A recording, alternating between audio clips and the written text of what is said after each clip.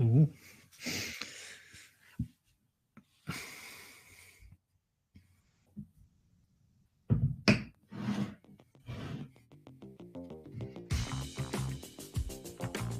That's not launching at 5.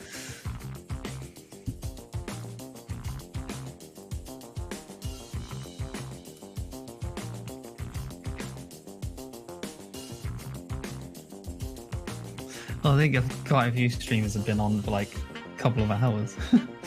Yeah.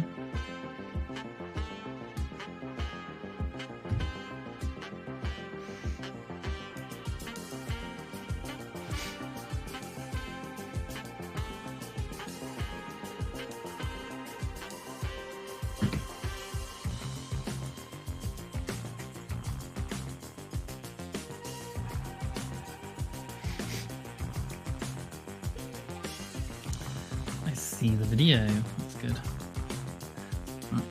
Link.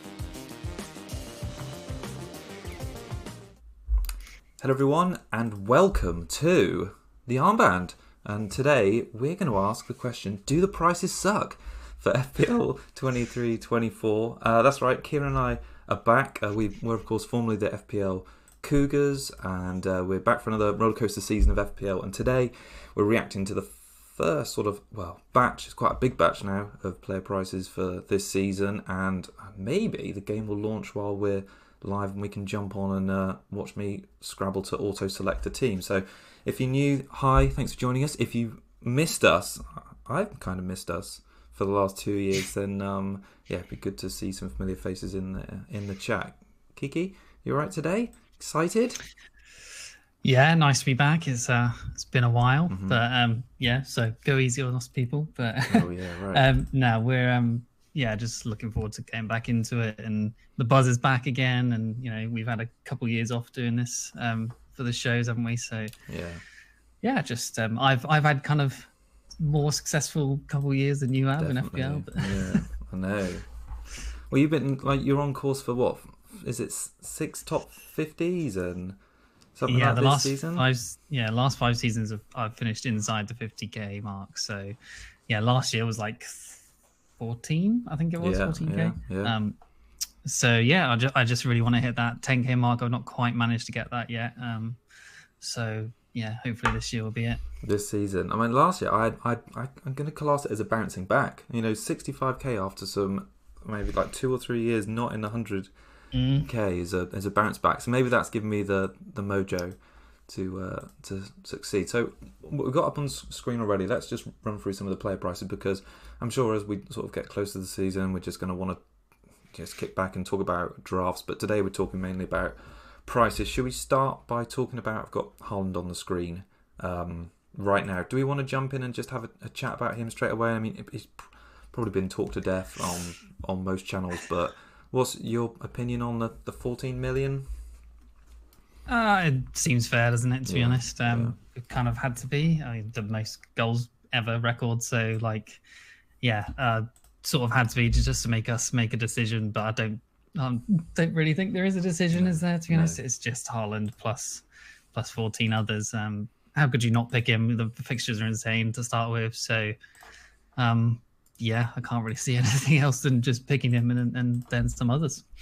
No, absolutely. No, I agree. I feel like he's a must-have, really. I mean, he performed so well in his debut season last season. Even at 14 million, I kind of expect that he's going to be easily 70 to 80% at launch again. I think the fear of not having him is just too great. I mean, like I think the second highest scorer last season was Kane, who obviously had that phenomenal season. But he played 700 minutes less than Kane and still scored 7 points more than him. So across a season, I know I think Kane's coming in at 12.5, isn't he, at the moment? So I feel like, 14 million, it's almost like a must-have to at least to start the season. And I think it makes we'll get onto the other players obviously as we go through this, but do you feel like they've almost like compensated everyone to be able to get Haaland by making a lot of these mids and defenders prices like 0.5 to a million lower than they probably should be? It does seem like it a little bit, but then again, like the other year or last year we could do freemium quite easily, but this year it doesn't seem like we can do that even at all, to be honest. So I think it might be 1, 2 max. Like even fitting 2 in is difficult with Salah at what's Salah again, 12.5 or 13 or something? He's 12.5, yeah. 12, yeah. So yeah, and then Kane at 12.5 as well. Those, if you want 2 of them, it's taking up price. With Trent at obviously 8 as well. It's difficult, to be honest. But the rest of the prices have been generous. But at the same time, like I said, it still seems to be odd and hard to get a stacked team with premiums. I feel like the new wave of premiums is going to take over this season. I feel like they have missed a trick. Like players like Odegaard, Rashford, definitely Saka. I mean, these are players who were just on a level below Salah last season, and why they're still under 10 million when I think KDB's come in at 10.5. So they're obviously still fitting player, or I think he's the only one in that category. Why they've sort of underpriced those midfielders. I feel like most people, probably me, and when I'm looking at these early drafts, I'm thinking I'll just get 2 of those. Easy decision rather than get Salah and a effective like 4 million player. Yeah, it's that Bournemouth fixture in Game Week 2 that's scary for non-Salah owners, I guess. But then again, it's like, could you pick a Gakpo or a Jota or a Nunez or a Diaz to possibly cover him with Trent? Maybe then maybe you can. But it's the X minutes in that team is just apart from Salah and Trent, it's pretty hard to pick, isn't it? So absolutely. Yeah. What did you think about? I've just skipped on to having a look at Odegaard and Arsenal in general. What did you? I mean, mentioned Saka a minute ago. Do you think Arsenal finished second last season, spent a lot of money already this window, Rice and Havertz? Surely they're going to be a better team this year. I know they're going to have Champions League and they can't just focus on the league, but someone like Odegaard, club captain, Saka, their best player, he's on most set pieces and penalties, both of them for 8.5 for Odegaard and it's 9 for Saka, isn't it? Is that right? Or is it even 8.5 as well? 8.5 for Saka as well. 8.5 for both of them. It's hard to not triple up on them again. I think the fixtures are good enough, especially to start with, without Champions League coming in until week 5, 6, something like that. So I feel like Saka is definitely maybe like $1 million underpriced. I think all of the prediction sites had him at like 9.5. Could have been a 10 up towards the KDB price maybe. I feel like KDB is kind of overpriced now. But absolutely.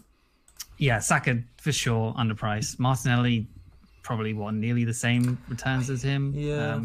And he's a 0.5 cheaper. Doesn't really make sense. I guess it's because of the rotation risk, but does FPL really account for stuff like that? I don't think so. I don't think so. So Saka's just like Haaland, probably 70% odd ownership. Yeah, I think they have missed a trick, and it is a bit of a shame, really, especially with Arsenal. I mean, in all of the drafts I've done so far, I've gone double Arsenal midfield because I feel like Odegaard and Saka are such good value compared to single Salah, and frustratingly, because I almost want it to be a bit more divided at the start. They've got such good fixtures. Man City have got good fixtures. United have got quite good fixtures. I don't know. It just seems like it's an easy decision to have. Two of them in your team and maybe even a third one. I don't know if I trust their defense as much, but towards the end of last season, they definitely tailed off, and you had not a good time with Ben White. But I know everyone's getting excited for Zinchenko at 5 million. Yeah, I quite like. Yeah, I think you got to possibly include one of them. Ramsdale, possibly. I think he's maybe like 5 million. Yeah. So yeah, I think they're worth looking at for sure. Yeah, I think the game might have actually launched now. By the way. But anyway, so yeah, their fixtures are good. It's hard not to look past a triple up, as I said. So Havertz could be interesting as well. The X minutes might get a bit more interesting there too. Is he going to slot in for, say, Xhaka, that sort of area? And then he's just going to... Declan Rice just going to play in the hole by himself, I guess? Yeah. That could be possible. So, Jorginho's still there as well, isn't he, actually? So, yeah, I just think they'll go from strength, really. Good season ahead.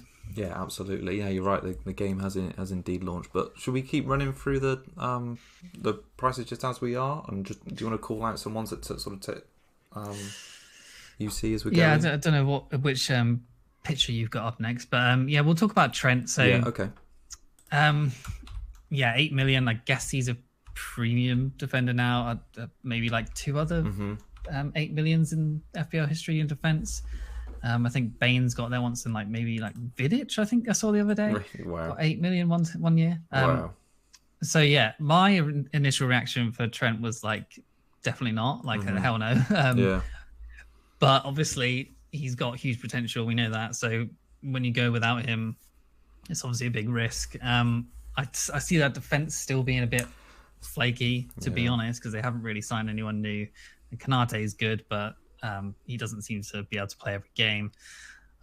So yeah, and obviously VVD had a really terrible or really sort of setback season last year.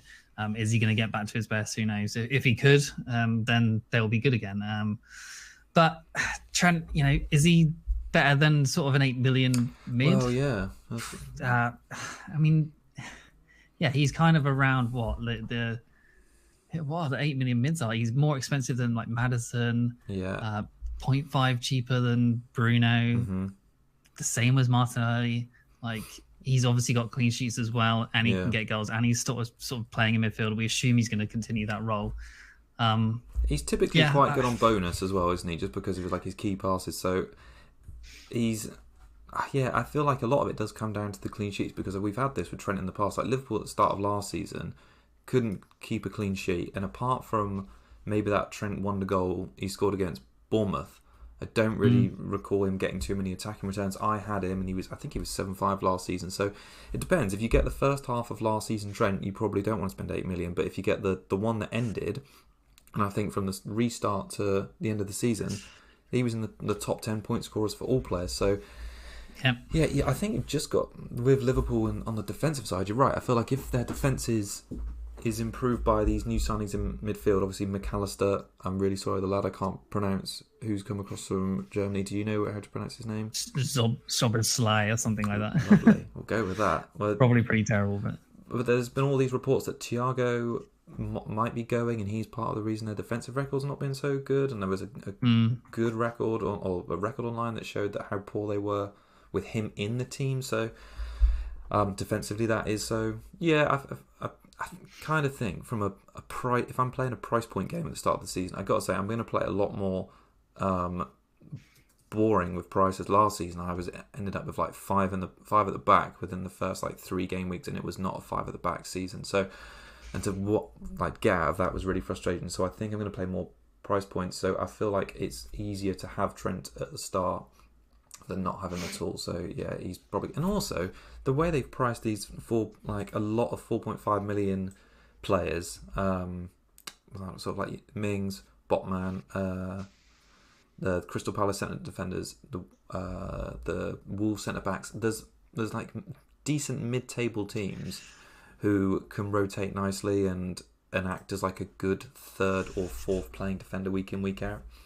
I mean, the fixtures are pretty favourable for attacking returns as well. Yeah. Chelsea away, probably can get something there. Bournemouth home, obviously great. He's possibly captainable if you're not going for Salah.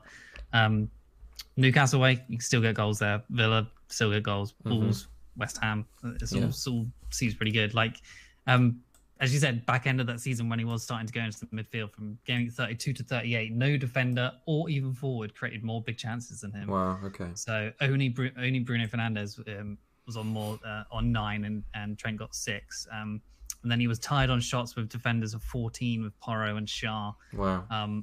XA of 2.94. Again, the only person the whole game was better than him in that period was Bruno. So yeah, he's 0.5 cheaper. It seems like a no-brainer to pick him up, I guess. Yeah, no, kind of. Yeah, I'm there with it on the. And then again, it's like, is an 8 million mid and a 4.5 million defender combo better, or is an 8 million defense and a 4.5 million mid better? Better combo. It's like the 4.5 million mids are usually pretty useless. So, you know, the 8 million mid and a 4.5 million defender when you can actually get some decent 4.5 million defenders is something to be aware of. Yeah. No, definitely. Have you got any other thoughts on Liverpool before we skip on from them? I know Robertson, I feel like, is overpriced at 6.5 when you've got... Oh, really? Yeah, I just think if Liverpool's defence isn't that good, I mean, think of all the players that outscored him, like from attacking returns last season, like Estupiñán. Appreciate they're going to have the Europa League to deal with, so he might be a threat of rotation. But I mean, Tsimikas seemed to play. I know Tsimikas is leaving, but like, he's not even nailed. No, he's not nailed. 6.5 seems like a hell of a lot from him. Are you on the site now? Are you able to see how much Van Dijk came in at? Yeah, Van Dijk's 6. Okay, see, I still If you look at how many clean sheets sort of Man United kept last season, Arsenal kept last season, and the attacking return someone like Ben White was doing. Then I think 6.5 for Robertson seems like a lot. I kind of feel like you get Trent from Liverpool. And did you say Tsimikas is possibly leaving? I thought he was well. I remember at the end of last season he was doing the classic like wave goodbye, and everyone was talking about he might be finding a new club. I don't know if it's happened yet, to be honest. To be fair, he's probably good enough to not be a backup. Yeah. Who do you want to chat about next? Anyone in particular? I've got Matoma down. Someone to mention. Okay. So 6.5 million. What do you think about that price? Do you think that's fair? I think it's good. I think it's really like tidy price for him. Like, he's proven. I thought he was going to be a 7 or 7.5, and so when you see some players like Maddison and Foden have come in, Brighton have got a good start to the season. He shouldn't be as knackered because at the tail end of last season he was playing like basically a double game week every week. I like Matoma. He's in my very first draft, and don't see any reason to get rid. Really, Brighton are a good attacking team. De Zerbi's not going to change that over the summer, so no, I like him. What do you think? Do you think they're going to get better with I know, obviously they're losing McAllister. Do you think they're going to be kind of push on, or is Europe going to affect them? Yeah, I feel like Europe will affect them. So I suppose we've got a few weeks to suss that out. Kind of like Ferguson was really great last season, but there's too much competition for strikers. Like, Undav is someone I would never pick, and I don't know why. I suppose because it's Brighton forward rotation prone, but he had a good end to the season. Yeah, he did. He was more like, you had more assurance, but there's Welbeck there as well. So I don't know. There's 3 of them at least in and around that sort of area. So I don't know. Brighton forwards aren't so hot, but I kind of feel like Matoma's not really got too much of a threat to his position. Fixture-wise, is obviously Luton at home to start with, which great fixture, hard to ignore. Like, if you don't pick him, then you could be on the bad end of a haul. And then Wolves away, West Ham at home, Newcastle at home, Man United away. So the first 5, I feel like there's attacking returns in all of those games. I think the Newcastle games against Newcastle and Brighton last season were pretty crazy. So there's 3 really good fixtures, 2 middling, but definitely possible returns there. And I think that's before the kind of Europe sort of kicks in. I think 90 minutes most weeks is likely. So once sort of Europe hits, I feel like we might need to possibly look at changing him up because Robert De Zerbi's rotation at the end of the last season was atrocious and kind of nearly as bad as Pep was. So I feel like if Europe comes in, it might get worse, to be honest. So Brighton picks could be difficult from 6, 5, whatever it is onwards. But I think Estupinian at 5 is also a good pick, and Ciso has gone from a forward to a mid. Could also be a good pick. Like Probably a little bit cheaper, I would imagine, if I can try and find him on the site, see what price he is. I've just pulled up the site now on stream, so I've got like a list of, well, basically the whole list of players now loaded in. So and Ciso is 5.5, so you'd think he's probably nailed on as well. Mm-hmm. Yeah, I think for at least for a little bit. So he could be a decent sort of enabler. So game week 20 to 38, Matoma, he had shots 42, XG of 6.9, XA of 4.6, 11 big chances, 6 big chances created, 98 points, which is 7th. So he's up there in between the 3rd and the 7th ish of all like useful attacking metrics for like of all mids, forwards, defenders. So like for a 6.5 million sort of like 6th or 5th to 8th ish around in the table for clubs is pretty good, to be honest. Brighton just going to continue to get better as well, I think. No, I can't. I like Brighton, and I feel like maybe a double up on them to start the season. I've just got the prices up on screen and seeing again. Obviously, we've had that one already, but Estupiñán at 5, Matoma at 6.5. I just feel like they're nailed good attacking options in a decent mid-table team. I feel like they're safe picks, if you like, to start the season. What's their new goalkeeper coming at? Yeah, I don't. Let's have a quick look here. Bruggen, he's called. Do you expect him to take over from beautiful Jordan Steele? Yeah, I think so. I would imagine so. 4.5. He's 4.5. Yeah. Interesting. It could be a decent goalkeeper shout if there's a decent rotating area or someone in with him. Could be good. They've given the Brighton mids an interesting choice, because Gross and March are both 6.5 as well. Like Gross, you're probably going to pick up penalties. You're getting set plays. March, I suppose, is just on the other side to Matoma, and I mean scored more. I suppose he played more minutes over the season than Matoma, so they've tried to balance that, which I think is quite nice, really. All right, they got Milner in there as well. I know, yeah. Crazy. How much you got to pay? Milner set you back 5 million. Lovely. Lovely. Would you ever pick March again this year? No. He was too much for me. He was such a letdown for me last year. Like, I feel like there's not really too much point going over last season, but like the end of last season, I hope it doesn't happen again with all the double game weeks for the same teams. It felt like the team was the same for like the last 6 game weeks, and it was almost like you chose, like I played that World Cup, you were locked into March, and I just felt like he was a bit of a letdown. Then he got his hamstring injury. A small team like Brighton with a small squad and having all those games back to back meant a lot of their players got rested. We both got burned by benchings, but it wasn't good. Yep. Who else should we shout about? Do you want to mention someone? Well, I thought maybe it might be a good idea just to chat about Chelsea, because they're probably quite interesting to talk about, because obviously Poch has come in. He started this week. They've sold their best player in Mason Mount to United. Obviously finalised today. And Havertz gone as well.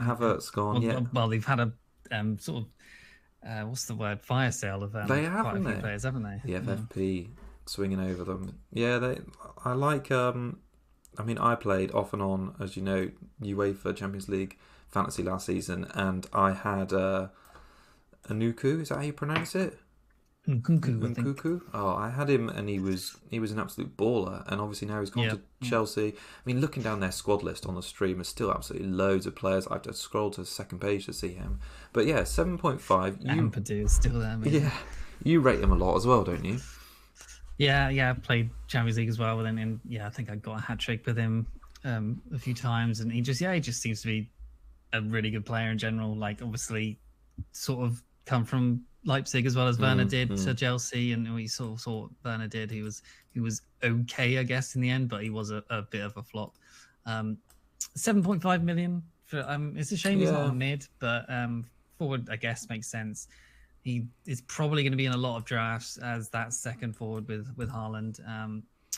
He's obviously unproven in the Premier League, but at the same time, maybe that's the sort of time to go for someone like that, because people will be wary of him, and he could just kick out starting well at the start of the season. They've got Liverpool at home is not a bad fixture considering their defence last year. So, and then after that, they've got a really good run of West Ham, Luton, Forest, Bournemouth, Aston Villa. So that's great. And I imagine he's going to play every game, to be honest. I don't think with all the people that have left, like Ziyech and all that stuff, and Havertz, and I think he's going to be nailed on. I think their starting striker is that Jackson guy now as well, because obviously Lukaku, I think, is going. So he's going to play left forward /10/second striker, I think. So he could do really well. 23 goals, 9 assists across all competitions last year. Golden Boot winner in Bundesliga with only 16 goals, but which is sort of low. But in the whole of the Bundesliga, he was second for XG with 13.77. He's been consistently good for like 3 to 4 seasons, but he has had his injury concerns, so he could be another sort of Reece James waiting to happen. God forbid. Did he say he take penalties? Did you say he take penalties? He did, yeah, he does, yeah. He did for Leipzig. So I'm just looking down their squad list, and I can't really see Sterling wouldn't take a penalty. Obviously, Aubameyang isn't. He'd want to. I think he probably. I can't see anyone who really like stands out and screams, "I'm the penalty taker" in the Chelsea team. Yeah, I think Potter, maybe it might have been Potter or Lampard, said James would be their like penalty taker. Yes. So I don't. Maybe. But I mean, I don't expect Reece James to play much this season just because of injury issues. But I wouldn't be surprised if he's their first choice penalty taker. Looking at the list of players they got here as well, it's probably between those two, I'd guess. Which is obviously another string to his bow. That's the one. Yeah. So obviously Chelsea in general, like, perhaps they're the problem. They obviously weren't good last year, but they've got no Europe, and we've seen sort of teams that have had slumps, then have no Europe and have had like good seasons the next few. So because they've not had to have any extra games. So I think that's only going to help for rotation in that squad. I think they'll have a settled side, and Nkunku should be there. I'm tempted for sure. Yeah, absolutely. No, I like him as well. Perhaps should we just chat about Man United to end on, and then just maybe to have a wrap up of your thoughts on the first draft? Sure. Like, I haven't got any screenshots for the first draft. Actually, I was just going to build it live. But yeah, we want to talk about United, because Fernandes obviously was the one that came. I think he was like one of the first price reveals, 8.5 when that stream started on Monday. Rashi's followed in. A bit of a hero for you last season, that run, and you went with him in the captain shout over Haaland in what would have 37, I guess. I think it was. Something like that. But it's interesting. So he and Odegaard, obviously both in at 8.5 now, really like flipped on their expected points and their actual points last season. So basically, he had a expected of 205. He got 176. Odegaard had an expected points of 176 as well and got like 203. So they were really close. So for both of them for 8 minutes, if they're sort of roughly, let's say they're somewhere in between their actual and their expected there, which is what, like 190? If they're going to have a season like they did last season, I don't see any reason why they wouldn't. Like I say at the start of the stream, Arsenal I think have improved. If anything, I think Mount makes United better, more energy in the attack. If they can add a striker to their squad, or just like it's another year of Ten Hag, I don't see any reason why Fernandes can do that again, really. Yeah, I agree. He was really good for all the sort of metrics at the end of the season. But it's just is Mount coming in, is it going to make Bruno like a little bit more of a sitting sort of mid? I'm not sure. I mean, hopefully not. But we did see that towards the end of the season for a few games, though. He was like pretty deep lying. So, but the price is really sort of nice, and I don't know. I like the look of him. Rashford at 0.5 more is like, Rashford's always just a bit like flaky, isn't he? So I don't know what Rashford's going to be like. Is Bruno just a more solid pick at 8.5 maybe? The fixtures are pretty good too. Wolves at home to start with, hard to not include at least 2, and then Spurs away, don't see that as a bad fixture. Forest at home, great again. Their home form was really good last year, wasn't it? So Wolves and Forest in the first 2 sound like they could be decent haulings, to be honest. So, yeah. Would you rather double on Arsenal or United to start the season? Like they're both sort of like have got good attacking wise. Yeah, definitely attacking wise. Yeah. Because I think that's where the value is going to lie. Like if we're, I don't know. I've tried hard not to look at your draft, but I'm guessing. Well, mine is a 3-5-2 at the moment, so I don't know if yours is the same. But thinking there's a lot of value in midfield. Yeah, I agree. It could be just see what happens in sort of preseason, I guess, or which team are looking more settled. But yeah, it could be a coin flip of either one, which you go for double. To be honest, I mean Arsenal may be better, but I don't know. See who kicks on. Mount should make us better. Yeah. No, I think it'd be good. All right. Well, I think unless there's anything you wish to say, probably just talk about the player position changes. I know there's been a few of those. I think the most notable one for me is Muembo from Brentford, just swapping forward for midfielder. I mean, obviously he had an absolute cracking end to the season, which is still in my mind. Scored like those 2 great goals against Spurs. Scored against, got a return against Man City on the final day. I think he had 4 returns in his last 4 or 5 games. So the fact that he stepped up when Tony was out towards the end of the season obviously turned my head a little bit. The fact he's been reclassified, Brentford good at home, and he's going to get those extra points for any sort of goals.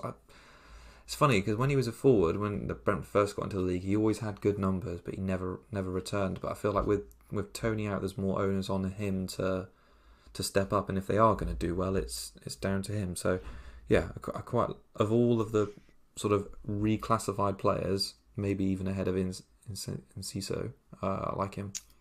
Yeah, he was in my draft. Hard to ignore at that price, and the fixtures are okay, I guess. So just a decent pick, to be honest. Yeah. No. Yeah, probably penalties too, as you said. Well, are you able to spitball off the top of your head what your initial draft was? So this was before it launched, okay. But I had, and Saka was 1 million more expensive at this point. So it was Ramsdale at home, in goal. I had a back 3 of Shaw, Trent, and Estepinian. Okay. Then I had a double up with United, which was Fernandes and Rashford.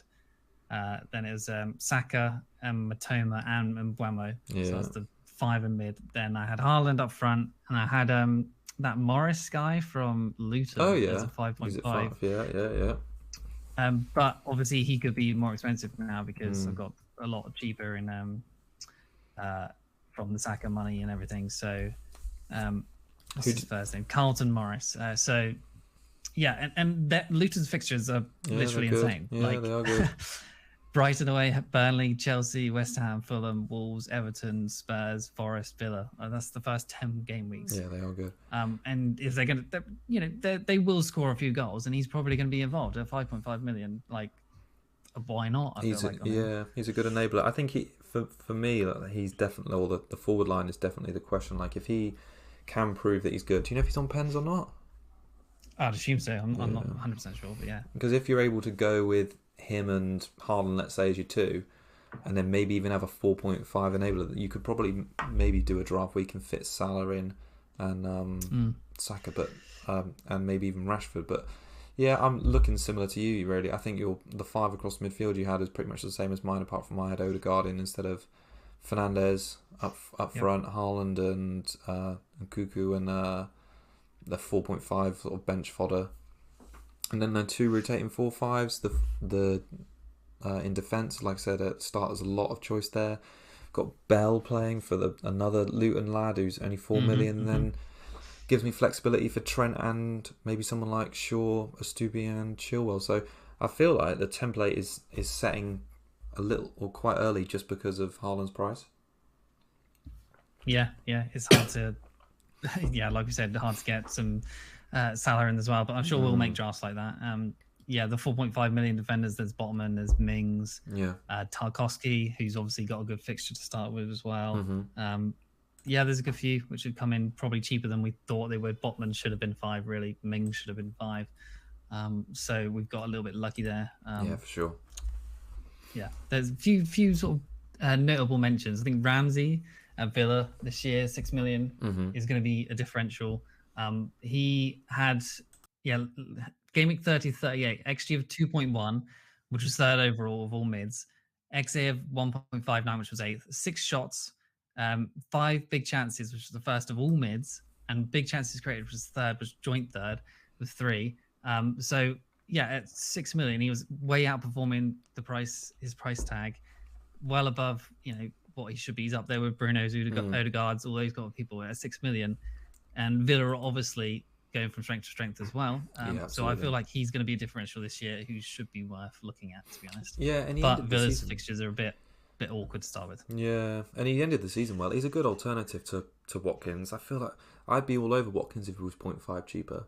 I feel like he's someone that's going to be nailed on. He's on penalties. He's generally involved. He had that really purple patch in the second half of the season. So yeah, I never owned Watkins all year last year. No, I owned him for 1 week before a double game week when I played my wild card, and he blanked at home to some crap team. Yeah, I think I might have had him on like free hit or something, and he did nothing. So I missed that. Usual Watkins. What about City? Quickly, there's Foden who's come in at 7.5, which is not bad. Yeah. KDB, I don't know if he's still injured, so Alvarez might get a shot. Oh yeah, maybe. Yeah. Do you know even how much is Alvarez? He's 6'5" and he's a forward again. Okay, that's not bad. Yeah. And then Grealish, maybe. Obviously, I don't know. Is Bernardo leaving? Maybe, I don't know. But I feel like there's so many question marks about the Man City midfielders. I've kind of almost told myself at the end of last season to not get any City defenders or midfielders this season. That just City got burned. That City run is just so good though. Like I think you need one defender. Man, Burnley away, Newcastle home, Sheffield United away, Fulham home, West Ham away, Nottingham Forest at home, Wolves away. Those are all bottom teams apart from Newcastle. I just feel like they couldn't be trusted for clean sheets last season. I know it's last season and it's different. They always seem to start the season well for clean sheets, don't they? Then they seem to start letting them in later on. Yeah, so I feel like at the start of the seaseason they'll probably be as tight as they possibly can be. I think it's funny for someone like the fact that Ake and Akanji both 5 million compared to the rest of the defence. I feel like is a bargain. I feel like they were. Let's have a look by minutes played last. Akanji will probably season. Play most games. Yeah, Akanji played the most minutes of any of their defenders last season. I had him in that not awful wildcard, but he was my City defender. I didn't get one clean sheet off him in like 8 game weeks at the end of the season, and a lot of 1-pointers. So I don't know. He was kind of dead to me, but yeah, Pep likes him. 5 million. It's a good price, and like you say, if they're going to keep clean sheets at some point, maybe it's game week 1 away at Burnley. Edison, for anyone to mention, obviously he's such a troll. 5.5 million again. 5.5. You're joking? No. Yeah. Ouch. No, get him out of the team. No, and one was just Maddison at 7.5 out of Spurs. I think is a decent option. Yeah, I feel like I don't mind Maddison. Obviously, a lot is going to come out in the wash when we get the pre-season, but 7.5 for Maddison. If Kane stays, he's probably going to play. I imagine he's going to play 4-3-2-1 because I can't imagine Maddison playing wide, wide right. So he's probably going to have Kulusevski, Maddison's son behind Kane if Kane stays. That seems good. He had 19 returns last season. Yep. So yeah, for a terrible side. Terrible side. Yeah, and I don't think he played all the minutes either. I think it was like 2,000, maybe 400. So like you're down 800 minutes there. The fixtures are really good too. Yeah. The Brentford, United, Bournemouth, Burnley, Sheffield United. It's a tough game. But and then they got Arsenal and Liverpool. But after that, they got Luton, Fulham, Palace. I think if you just have Maddison and just stick him in there, don't worry about him. 7.5 million, he's probably going to go up and get a few returns. Yeah, he had I think he was 10th overall for points per match last season, 4.5, something like that. And I can't imagine he's going to get worse playing for a better team. So yeah, if he has a good pre-season, then who knows. All right, we got any more to add, or we sign off there? First one back, the armband. I mean, we're obviously going to be back for a few drafts over the next few weeks, so yeah, it's been nice to actually get in there, get a good ID. Well, do you know what you got? Oh God, let's have a look. Well, have you even managed? You did get to I did. get on, didn't well, you? yeah, just to show off the ranks. Probably history got someone in our chat got 33,000. Rank 1. I don't know if he's actually serious. Oh, I got 26,000. But if he did, then wow, nice. Yeah, it's probably gonna be the highest rank I'll be all season. Get that. I had like a 4-digit last year, and because we started the show, I wasn't able to get on as quick as I could have. Lame. Right. Well, I'm gonna have fun with that tonight. Super. Yes. I'm probably not going to make a team until I need to. Yeah. Until we do another show, because there's still like over a month to go. Yeah. So we've got 5 weeks. Yeah. Well, keep it chill, people. Keep it chill, but also keep it locked in and subscribe and like the video if you haven't already. Because we'll be back. We'll probably do somewhere between now and the season start. We'll just do a roundup of pre-season, see how our drafts are looking. So keep it locked and that to our Twitter and our YouTube page, and we'll have some updates in due course, won't we? Yeah, good to be back. Yeah, good to be back. Right, bye now, everyone.